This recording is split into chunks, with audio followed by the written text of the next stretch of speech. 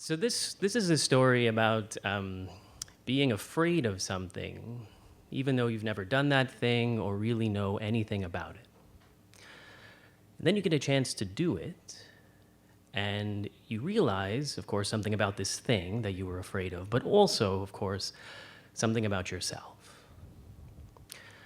The story is about my audition to be a lingerie model in a fashion show.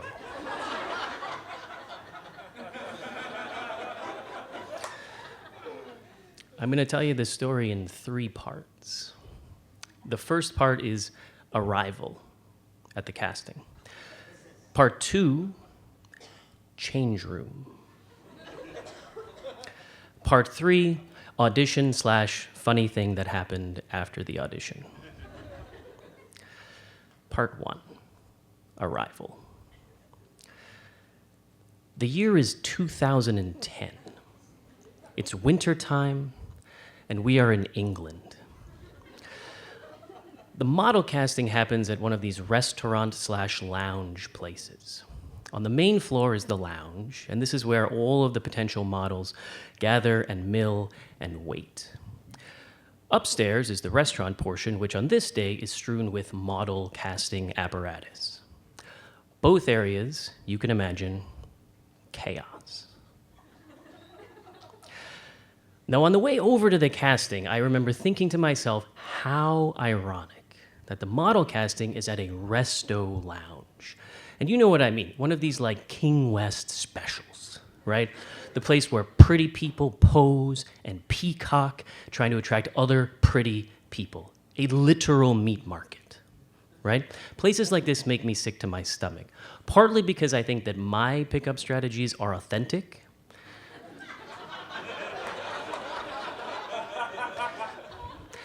and partly because really pretty people make me feel insecure.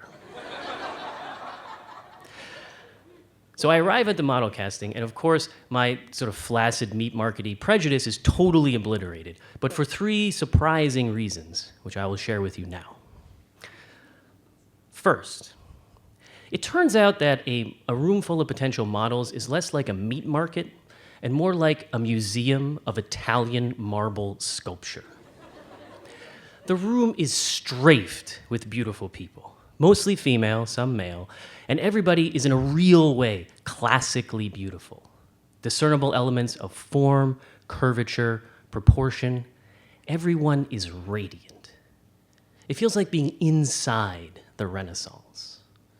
Ariane's man was totally there from the train, I bet. The second sort of sundering of the meat market analogy is that something like half the potential models in the room are waiting around and doing homework. So an important footnote here is that the casting takes place at the University of Oxford, which is a very old, very prestigious university in England. And the students there are not just smart, they're like baroquely, gratuitously smart. And so the homework, it's not just that the models are doing homework, their homework is like physics proofs or organic chemistry papers or reading the Iliad in Greek. It's very impressive. So the third surprise, though, is how many moms are in the room. So it turns out that potential models can be as young as 16 years old, but you need parental permission for this, and there are way over a dozen moms in the room for this purpose. Now, this particular fact is acutely uncomfortable for me because the other half of the Oxford University footnote is that I was there as a mature student. In this story, I am 28 years old. And you probably inferred that auditions for a lingerie fashion show happen in lingerie, even if you're 16. This brings us to part 2 of the story, the change room. It's not going to be as bad as you think. So the casting, of course, happens upstairs. It's a large room divided in half by 4 casting directors sitting in canvas-backed chairs. On one side is a sort of makeshift runway where the potential models take their turn. And on the other side is administration. There's staff carrying clipboards, laptops, really expensive cameras, and lots of potential models. So I like to think that I feel pretty good about my body, usually. But it was at this point that I started to kind of fall apart.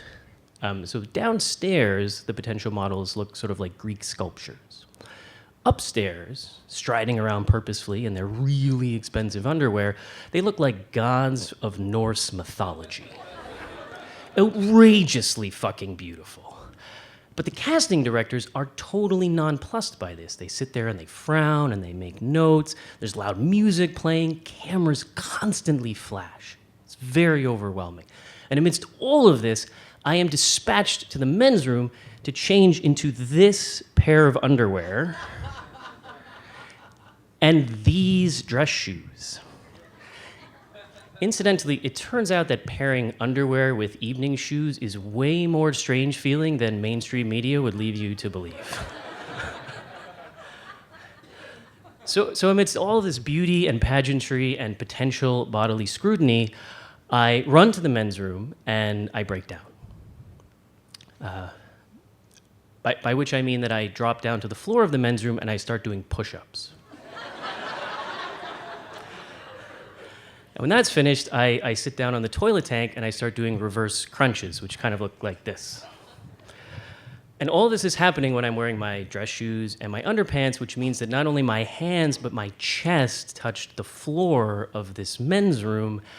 And for all of our sakes, mostly mine, I'm going to pull a curtain of charity over the rest of the men's room debacle of this experience and take us directly to part 3 of the story, which is audition/funny thing that happened after the audition.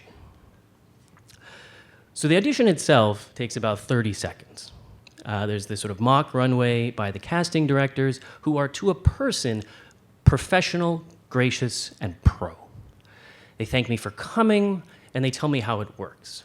You walk out, you turn, you come back, you turn, you go out, you turn, you come back, and you're finished. I'm standing there in just my underpants and dress shoes, with my clothes in one hand, my winter coat in the other, my school bag in the other hand, 6 history textbooks in the other hand, and all of my courage. I drop it on the floor, the music starts, and I walk. It takes exactly 2 steps to realize that my little pity parade exercise crisis in the men's room was totally fucking futile. If you've never been on a runway, it's not a mirror. All of your body is visible all of the time, and it is impossible to flex everything at once. As I'm walking away, I try to flex my back, which I'm not actually sure how to do even when standing still. But then what about my stomach and my chest and my arms, my legs? It's impossible. I assure you, your authentic self is your unclenched self. For the purposes of the casting, I try simply to smile and not trip. So a week goes by. I get a letter in the mail. I didn't make the show. Another battle lost in the war of life. Or was it? Do you remember what I said about all the moms at the casting? So like a month after this episode, I actually started to be a life model at Oxford. And if you've never life modeled, it means you stand in a room naked and people draw you. And guess, it's very straightforward. Guess who is in the class for my very first appearance as a life model? 3 of the moms from the casting. It was probably a coincidence.